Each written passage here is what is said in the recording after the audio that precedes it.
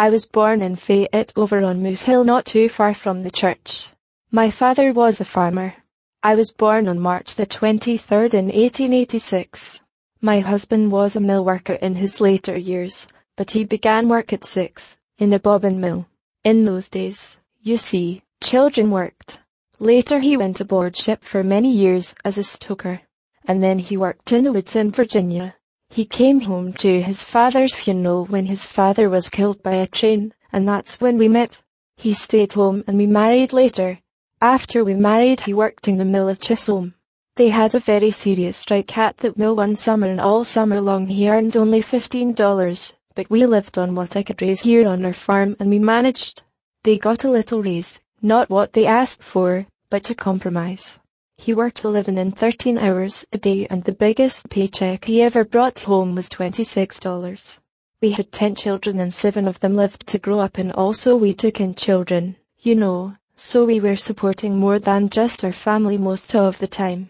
In the past 25 years I have taken care of a great many children. One man called it the refuge. They'd just walk in and say, "May I stay?" Every one of them respected me, and men or women either. That's been a great blessing to me. When I was 5 I had the responsibility of taking care of a family, and I could not go to school until 7 because of my responsibilities at home.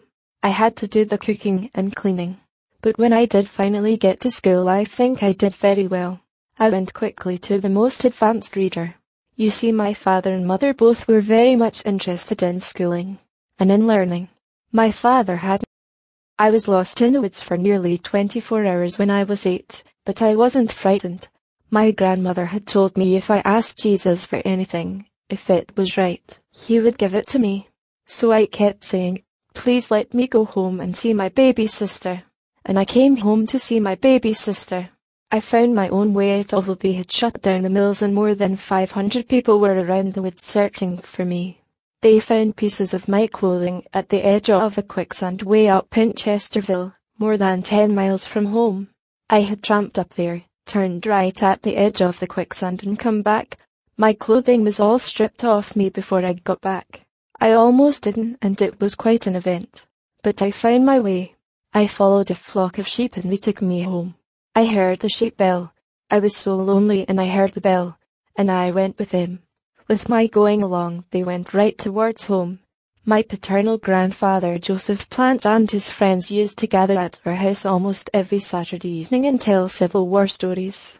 Children were to be seen and not heard in those days, and we sat very interested just to listen. I think some of the tales were a bit fanciful, but others were dreadfully realistic.